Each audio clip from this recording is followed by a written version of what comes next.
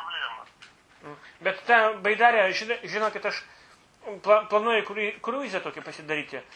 Ir ta prasme, jinai kaip įlipsi tą valtelę, mane gal atversi, nu aš nenoriu, aš noriu mėgautis gamtą, o jinai kaip įlips, tai mane atvers aukštyn kojom ir kabam. Nu, kaip, svarbu valdyti tą baidarę, o svoris. Bet ta prasme, svorį kiek jinai maksimaliai atlaiko. Nes aš pats 100 svojam ir dar boba 120. Nu, tikrai atlaikys. Jeigu darbė... Kaip Titanikas, tikiuosi į Vilnelį, ten nenugardmėsim per vakarį su... Nu, viskas priklausys nuo to, kaip jis valdo tą baidarę.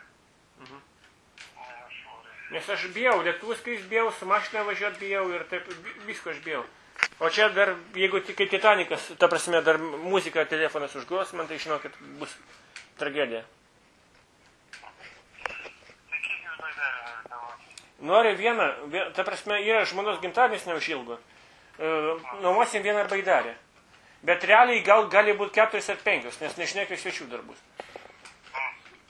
Ir realiai jos svoris yra 120 kg ir mano 100. Aš nežinau, jinai per pusę nesulūš, ta prasme, nuo svorio. Baidarė nesulūš. Jinai iš plastiko ten pagaminta, ta prasme... Taip.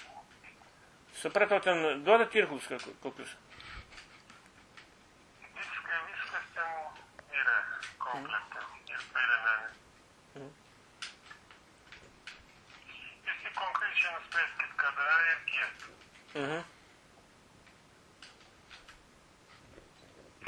Tada paskambinkit. Kad žinot, kada, kiek. O žiūrėkit, maršrutai ten kokie. Ką sakot? Dėl maršrutų, tarpsime, iš Vilniaus į Kauną laisvai liuosiai nuplauksiu. Ir kiek? Nu, per pusvalandį. Alio? Kažką nesupratau, ką... Iš Vilniaus į Kauną per pusvalandį įmanoma su tą baidarį nuplaukti, ne? Alio?